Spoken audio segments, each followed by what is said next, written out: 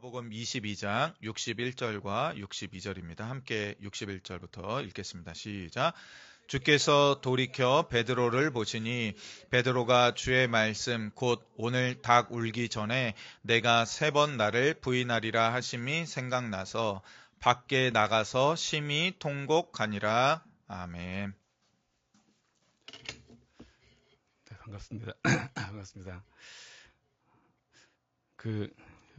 워낙 친하다 보니까 저 오늘 왔는데 안 계시더라고요. 보통 오면 이렇게 환대해줘야 되는 거 아닌가요?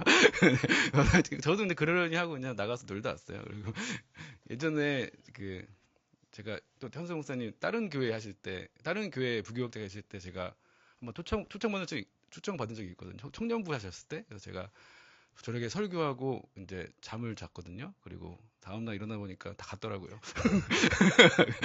그래서 강사를 놓고 교회가 가버려가지고 제가 그 청소하시는 아줌마가 권사님 저 깨우셔가지고 뭐 하시는 분이냐 그래서 저 강사인데 그게 수련회 하는 거 아닌가 하니까 다 갔대요. 그래가지고 그런 경험이 있기 때문에 오늘 너무나 편한 마음으로 왔고 현성 선생님 기도하다 만난 게 아니었고 20년 전에 이제 입학하고 이렇게 예배 드리는데 이렇게 인사를 하더라고요. 그래서 제가 79년생이거든요. 근데 이제 자기가 80년생이래요. 그래서 동생이구나 그래가지고 밥 사달라 밥을 샀어요. 그래서 밥을 먹고 있는데 갑자기 사실 빠른 80이다. 밥을 얻어먹고 친구라고 그래가지고 이런 사람이 다 있나. 그렇게 시작된 경우였는데 지금 벌써 20년이 되었고요. 그러니까 이게 지금까지 이게 이제 그런 관계입니다. 보면 여기 매일성의 퀴즈 편집장, 저기 지금 퀴즈 편집장이 아니거든요. 저에 대해서 아는 게 뭘 알고 있는? 네, 그러니까 저도 성서윤의원이라는 선교단체 혹시 아십니까? 성서윤의원은 이제 1867년에 이제 영국에서 시작된 이제 선교단체인데 전 세계 150여 개 국가에 이제 성서윤의원이 있습니다. 그래서 한국에는 1972년에 이제 저희가 시작됐어요. 한국에 들어와서 보통 어린이, 청소년 이제 이런 캠프 사역을 많이 하는 곳인데 한국에는 들어오기를 이제 큐티 한국 교회가 그때 열심히 있었는데 말씀을 잘 안 읽으니까 이제 성서윤의원에 들어와서 매일매일 말씀을 읽게 하는 성경 묵상 혹은 큐티라고 하죠.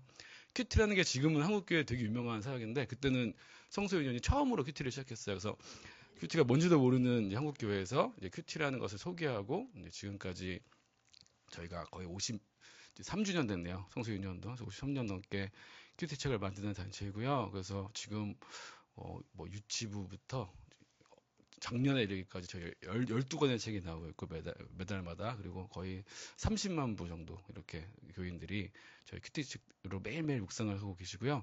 저는 이제 거의 13년 동안 이제 여러 책을 만들다가 지금은 이제 큐티 편집장이 아니라 이제 출판국장. 그러니까 저희 성서윤이 선교단체인데 제가 있는 곳은 출판국이라고 저희가 사역자들도 있고 이제 책 만드는 곳 뭐 여러 부서가 있는데 저는 이제 책을 만드는 그러니까 성수윤회들 책 만드는 곳이니까 가장 중추적인 곳이겠죠. 거기서 이제 작년부터 국장으로 이제 임명을 받아서 지금 이제 출판국장으로 여러 가지 사역들을 하고 있습니다. 일단 이제 저의 가장 친한 친구 현상 목사님이 너무나 좋은 귀한 교회에서 이제 사역을 하게 되어서 저는 너무 축하하는 마음으로 또 왔고 뭐 저도 이제 뭐 나름 결심을 한 게 있습니다. 현성 목사님이 혹시 나를 부른다면 무조건 온다. 첫 번째 무조건 온다. 불러주면요. 근데 이래봬도 생각보다 부르는 게 많거든요. 아무튼 근데 혹시 다른 교회가 만나도 현성 목사님 부르면 무조건 처음으로 온다. 두 번째 아무 대가 없이 온다. 제가 이제 하나님께 약속드린 겁니다. 그래서 오늘도 이렇게 준비하셨길래 다 헌금하고 간다 이렇게 말씀드렸으니까 네, 잘 챙기세요. 네,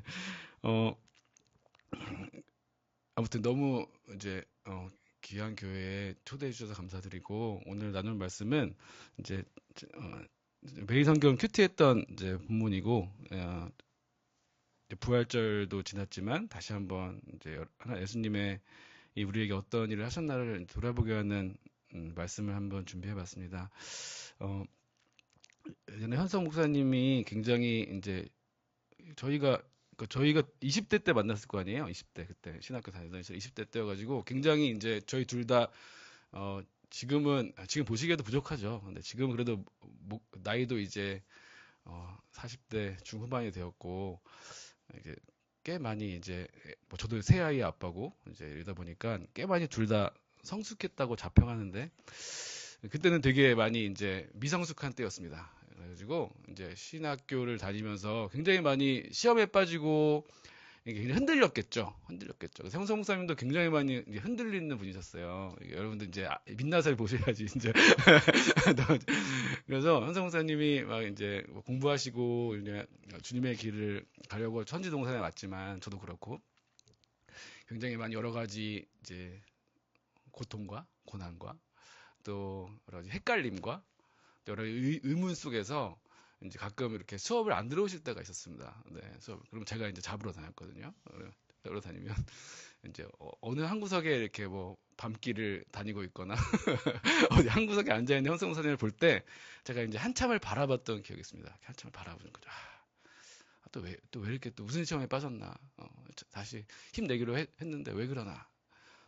또 제가 또 이렇게 막 축 처졌거나 힘들 때 형성 목사님 부르면 형성 목사님 달려와가지고 또 저를 바라보면서 또 용석이 왜 그러나 왜 저러지 뭐 이렇게 하면서 계속 반복되는 흔들림과 자빠짐 속에서 서로를 바라봤던 기억이 있어요. 여러분 또 그런 기억 있으지 않으세요? 이제 뭐 자녀들이나 이렇게 또 자녀를 키우고 좀 제 큰애가 좀 저기 앉아 있어가지고 이제 주저가 되긴 하는데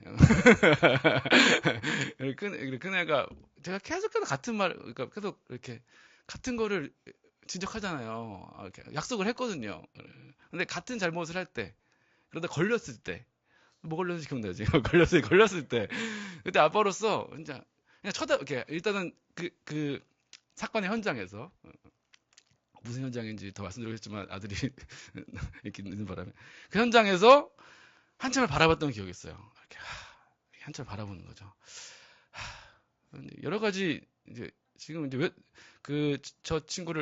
저 아이를 바라보면서 들었던 여러 가지 그 심정이 떠오릅니다. 그러니까 왜 이렇게 내가 경고했는데 왜 같은 잘못을 반복하지 하는 의문, 그렇죠? 그리고 그때 좀 더 저번에 같은 잘못했을 때 좀 더 세게 혼냈어야 됐나? 너무 착하게 했나? 라는 어떤 후회도 있고. 그리고 이제 항상 예고하거든요. 너 분명히 또 같은 잘못 할 것 같은데 자신 있어? 아빠 자신 있어? 안 할 거래. 근데 역시나 했을 때 받은 또 충격 있겠죠. 충격. 그리고 결국 또 저의 아들이니까 저의 자화상이잖아요. 나랑 똑같구나. 주님. 근데 똑같은 걸 이렇게 또 태어나게 하셔가지고 저의 자화상을 보게 하십니까? 하면서 이제 저 자신을 바라보면서 드는 생각이겠죠. 저의 모습이니까. 뭐 그런 또 복잡한 심경. 그리고 무엇보다 가장 복잡한 건 이걸 어떻게 이제 잡아야 되지?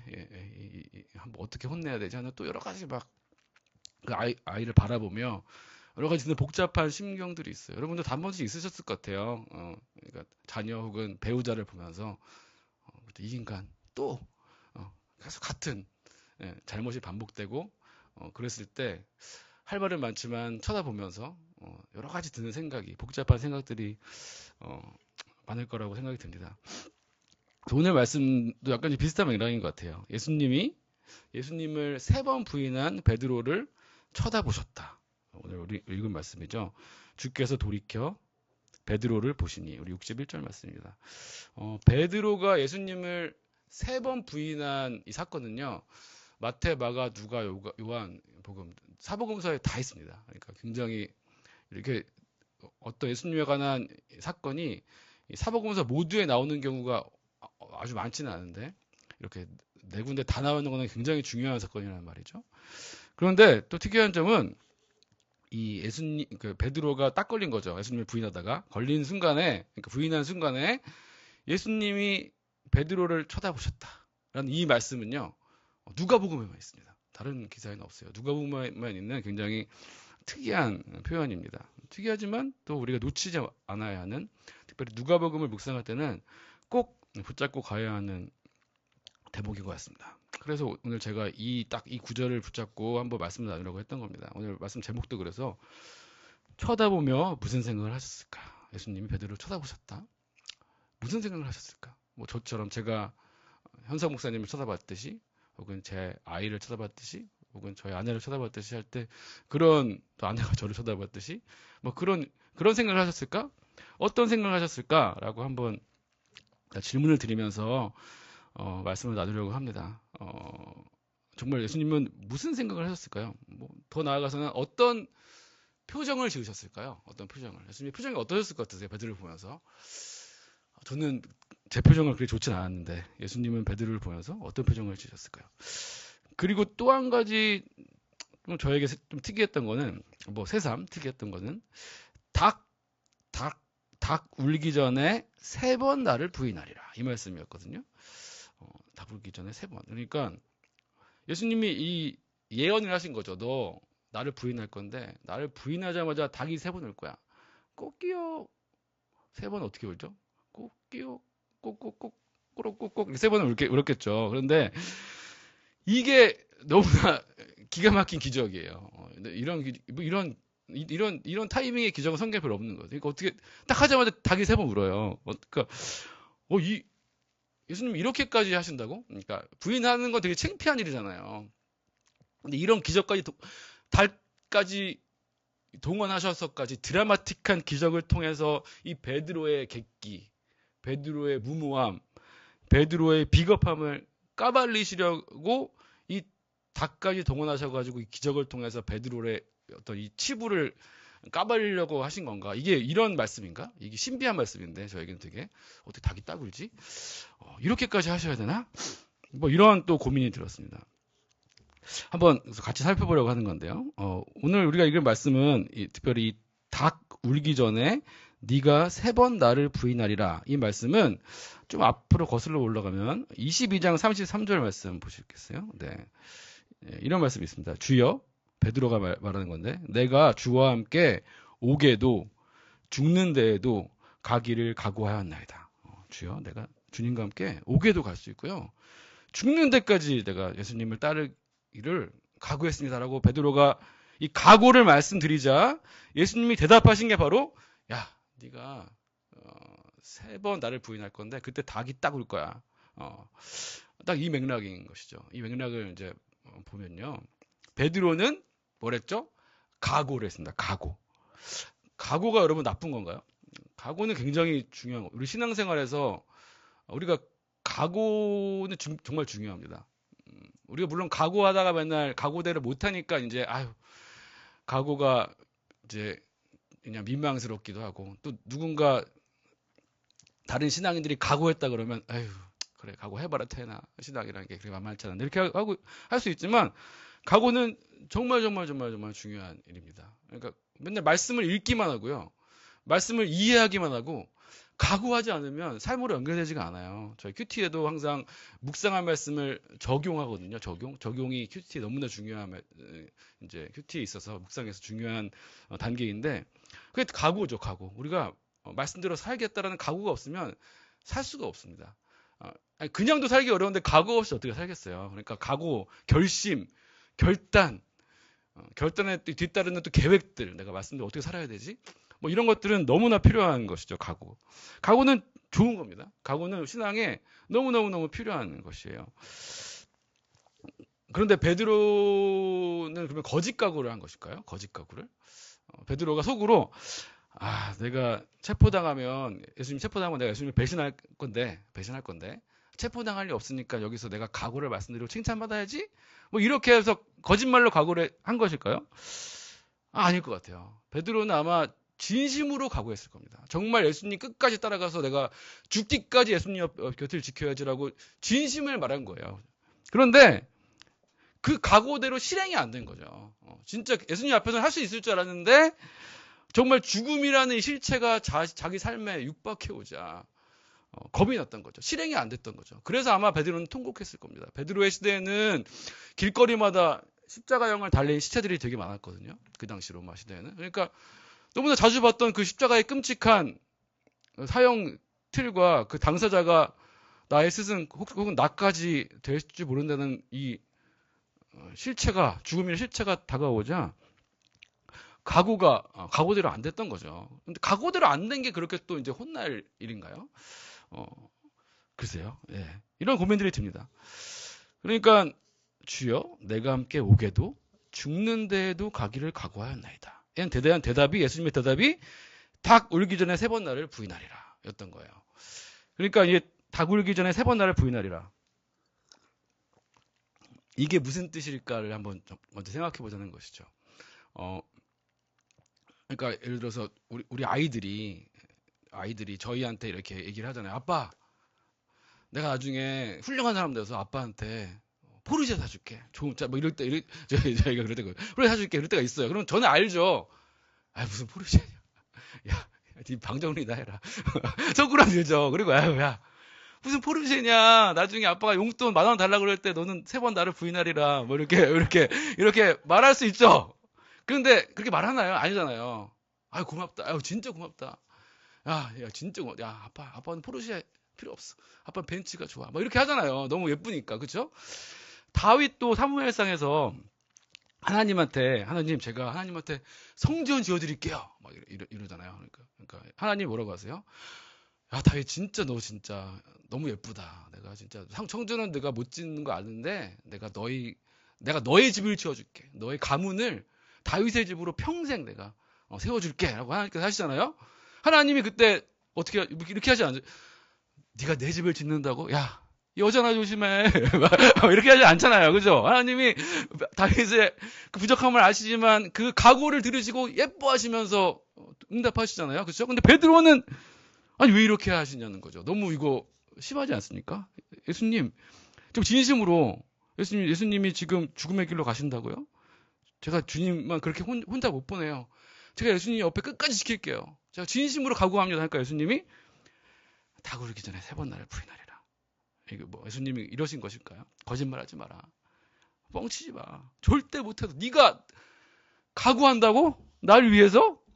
너 계속 날 위해서 뭔가 자신 있는 척하는데 그래 좋다. 네가 부인할 건데 부인하는 타이밍에 내가 닭을 3번 울게 해서 아유 너의 밑바닥을 보여줄게. 너의 그냥 그 거짓의 실체를 내가 그냥 폭로해줄게. 너 그때 완전 무너져서 통곡해라. 그냥 아주 그냥 어디서 내 앞에 감히 헛된 각오를 해.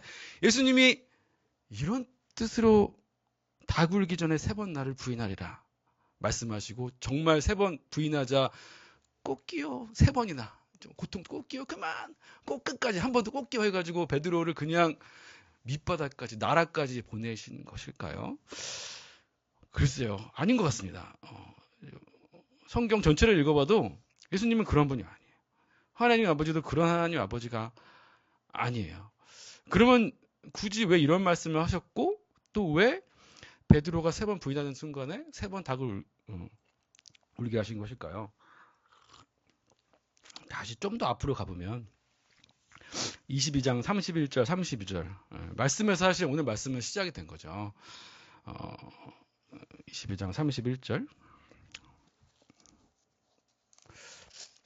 우리 32절과 32절 우리 함께 읽어보면 좋겠습니다. 시작. 시몬아 보라 사탄이 너희를 밀 까부르듯 하려고 요구하였으나 그러나 내가 너를 위하여 내 믿음이 떨어지지 않기를 기도하였노니 너는 돌이킨 후에 내 형제를 굳게 하라. 아멘. 네, 사실 오늘 말씀은 사실 이 말씀에서부터 이제 비롯된 사건들인데요. 뭐라고 되어 있냐면 시몬아 베드로야 사탄이 너를 비롯한 제자들을 밀 까부르듯 하려고 요구하였다. 밀 까부르듯. 여러분, 밀 까부르는 게 뭔지 아세요? 이게 까부르다. 밀 까부르다. 이거 사실 저만 해도 이 까부르는 게 잘 뭔지 잘 모르겠더라고요. 제가 뭐 어머니 일을 막 도와주고 그런 게 아니라서 아마 좀 고사님들이 아실 것 같은데 까부르다. 까부르다가 뭐냐면 키질하는 거예요. 키질. 그렇죠? 이렇게 밀을 키질하는 거죠. 이렇게 잘 모르겠는데 아무튼 밀을 넣어가지고 그렇게 고운 밀을 얻기 위해서 이 키 아니노? 키질을 하는 거예요. 키질. 이게 까부르듯입니다. 이게 세번역 성경 보면 이제 네, 이렇게 세번역 성경 보면 이렇게 돼 있어요. 키질을 한다고. 그러니까 밀 까부르듯은 한마디로 흔들다는 뜻이죠. 흔들다는 뜻. 그러니까 사탄이 지금 너의 믿음을 흔들려고 한다는 뜻이에요. 이렇게 막 이렇게 퀴즈를 하듯이 우리가 고운 미를 얻기 위해 막 하듯이, 혹은 이 까부르는 게 뭐 도리깨질이라면 막 너를 패려 너의 믿음을 그냥 뒤흔들고 막 패려고 한다는 뜻이겠죠. 그러니까 사탄이 지금 베드로의 믿음을 흔들려 한다는 말씀이 나왔어요. 그런데 그렇게 끝나지 않죠. 그 다음에 뭐라고 했냐면 그러나라는 말씀입니다. 그러나 예수님이 뭘 하십니까? 예수님은 믿음이 떨어지지 않기를 기도했다. 믿음이 떨어지지 않기를 기도했다. 사탄이 베드로의 믿음을 흔들려 합니다. 그런데 예수님은 뭐라고 하시냐면 흔들릴 거다. 그래, 흔들릴 거다. 그러나 떨어지지는 않을 것이다. 흔들릴지언정 떨어지지는 않을 것이다. 이렇게 대답하시는 것이죠. 왜 떨어지지 않습니까? 왜 베드로의 믿음이 흔들리긴 흔들리는데 아예 떨어지진 않습니까? 왜? 기도하였노니. 예수님이 베드로를 위해 기도하실 거기 때문에. 이 말씀이 핵심이죠. 그럼 닭 울기 전에 네가 3번 나를 부인하리라 라는 말씀은 어떤 말씀일까요? 너는 흔들릴 것이다 라는 대답이겠죠. 흔들릴 것이다. 흔들리지 않겠다는 너의 각오가 아니라 흔들릴지언정 떨어지지 않게 하는 나의 기도가 너를 살릴 것이다. 이 대답이죠. 닭 울기 전에 네가 3번 나를 부인하리라. 이 말씀은요, 흔들리지 않겠다는 너의 각오가 아니라 흔들릴지언정 떨어지지는 않게 하는 나의 기도가 너를 살게 할 것이다. 저는 근데 여기서 제 질문은 풀리지가 않았어요. 저는 또 질문이 들었습니다. 그러면 애초에 예수님이 기도하실 때 흔들릴지언정 떨어지지 않게 기도하실 게 아니라 아예 흔들리지도 않게 기도하시면 얼마나 좋았을까, 그렇죠? 사탄이 너를 밀가부르듯 하려고 지금 요구하였으나 그러나 내가 너를 아예 애초부터 흔들리지도 않게 기도하겠다. 이랬으면 베드로가 부인할 일도 없고 뭐 이렇게 막 할 일도 없잖아요.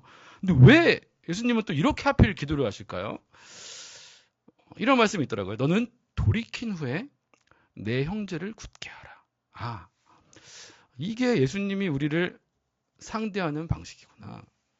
우리를 키우시고 세우시는 방식이구나. 창세기 때부터 아담과 하와가 흔들렸을 때부터 흔들릴 걸 아시지만 그대로 사랑하시고 흔들린 그들을 돌이키셨던 하나님이 계속해서 이런 방식으로 우리를 세워가고 계시는구나. 우리를 돌이키심으로. 성경에는 이런 사람들이 너무 많이 나옵니다. 예레미야서 보면요, 예레미야가 엄청난 하나님 앞에서 신성 모독적인 말을 많이 하더라고요. 그러니까 예레미야가 눈물의 선지자잖아요. 그러니까 그게 그 눈물의 선지자가 되게 멋있는 말이 아니라 진짜 지긋지긋하게 눈물 흘리면서 자기 사역을 안 하려고 도망치거든요, 예레미야가. 그래서 뭐라고 하냐면 예레미야가, 하나님, 제가 차라리 엄마 뱃속에 있었을 때 그냥 낙태당했어야 하는데 내가 태어나가지고 내가 지금 이렇게 힘든 일을 한다고요? 하나님한테 이래요. 예레미야가 너무너무 흔들립니다. 예레미야 엄청 길잖아요. 예레미야 그 긴 시간 동안 계속 흔들리면서 또 돌이키고 흔들리고 돌이키고 이 사역을 합니다. 엘리야 도망쳤죠.